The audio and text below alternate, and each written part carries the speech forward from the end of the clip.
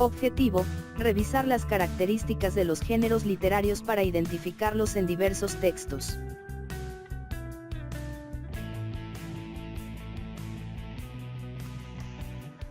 En este video se caracterizará cada uno de los géneros literarios clásicos: el épico o narrativa, el lírico y el dramático, identificando algunas de estas características en textos literarios reconocidos para su mejor comprensión. La unidad de aprendizaje de expresión oral y escrita 2. Tiene como competencia general que el estudiante elabore mensajes expresivos de manera oral y escrita empleando los recursos de la literatura en diversos contextos.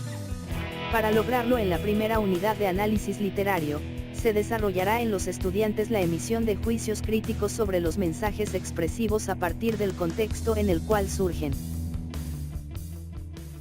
Para ello revisaremos la clasificación de los géneros literarios.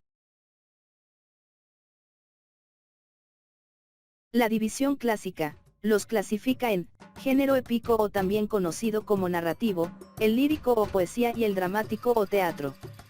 Comenzaremos con el género épico o narrativo.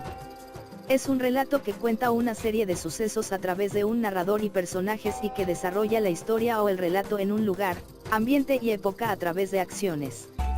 En este género encontramos las novelas, los cuentos y las fábulas. El género lírico o poesía tiene como característica la manifestación de los sentimientos a través de las palabras, utilizando versos, rimas y figuras literarias para embellecer el mensaje.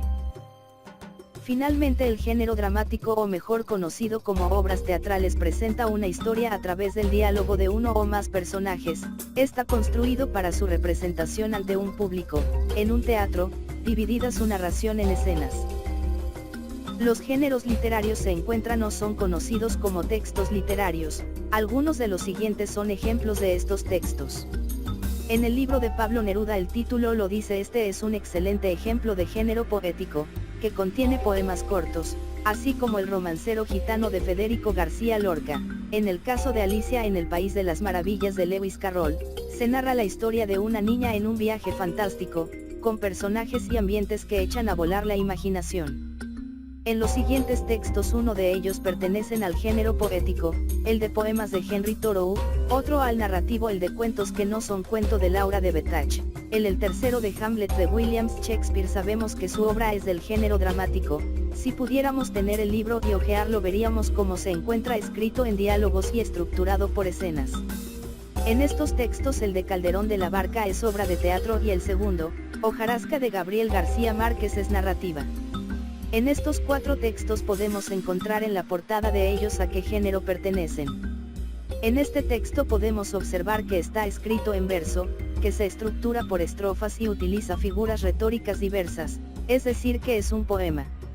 En este tipo de texto podemos observar que está escrito en diálogo, es decir, dos personajes se están comunicando alternativamente. Este tipo de texto es propio de las obras de teatro, además se estructura por escenas. En este texto podemos observar que está escrito en prosa, es decir, de corrido, narrando una situación o historia, lo que es propio del texto narrativo. De las obras revisadas, haz un cuadro comparativo entre las diferencias o semejanzas que encuentras. Muchas gracias por tu atención.